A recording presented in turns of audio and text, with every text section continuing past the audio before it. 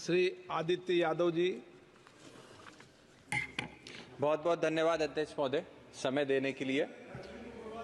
और साथ ही मैं धन्यवाद देना चाहूँगा हमारे रेल मंत्री जी का, जो इतनी देर तक आप यहाँ बैठकर सबके सुझाव ले रहे हैं। अध्यक्ष महोदय, मैं आपके माध्यम से मंत्री जी से कहना चाहूँगा कि मेरे लोकसभा क्षेत्र बदायूं के अंदर कई सारे हज़ारों की तादाद में ऐसे लोग रह रहे हैं जो खास करके दिल्ली एनसीआर के अंदर कई सारे व्यवसाय के अंदर हैं। चाहे हम टेक्सटाइल्स की बात कर लें, जीन्स और कपड़े की फैक्ट्रियों से लेकर जितनी भी रेडी की दुकानें होती हैं, वहाँ पे कहीं ना कहीं मूलतः बदायूं के लोग हैं। 70,000 से ज़्यादा के लोग हैं जो यहाँ पर रह रहे हैं।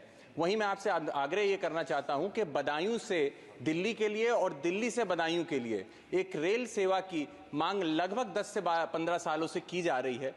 फाइल काफ़ी आगे तक बढ़ी है। अगर आप अपनी निगाह उस पर डालेंगे तो निश्चित ही वो सेवा बदायूं को एक बड़ी सौगात के रूप में मिल सकती है।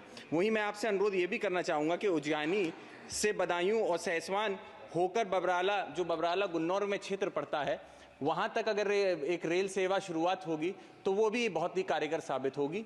तीसरा और आखिरी बिंदु मेरा आपसे यही होगा कि एक रेल की सेवा बदायूं से, जो हमारे उत्तर प्रदेश की राजधानी है लखनऊ, और लखनऊ से वापस अगर चलेगी तो ये एक बहुत बड़ी सौगात होगी। साथ ही मैं आपसे अनुरोध ये भी करूंगा कि रेल के अंदर जो खाने का और पेंट्री का काम चलता है, उसमें जो पानी के रेल नीर जो आपने किया है वो सब्सिडाइज रेट पे पानी देता है पैसेंजर्स को। वहीं पे आपके यहाँ के जो कर्मचारी हैं, कई जगह पे देखा जाता है कि वो प्राइवेट कंपनीज के पानी को जो ज़्यादा रेट के होते हैं, मार्जिन के होते हैं, उनको बेचने का काम करते हैं। उस पर भी रोक अगर लगेगी तो निश्चित ही हमारे जो गरीब तबके के लोग हैं उनका फ़ायदा होगा।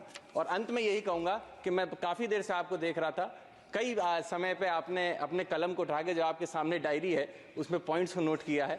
अगर मैं नौजवान हूँ, एक आपका कई चीज़ें सीखने को मौका मिलेगा। अगर उस कलम को उठा के मेरी ये मांग है आप लिख लेंगे तो एक संतुष्टि दिल को भी हो जाएगी। सर बहुत बहुत धन्यवाद अध्यक्ष महोदय, बहुत बहुत धन्यवाद।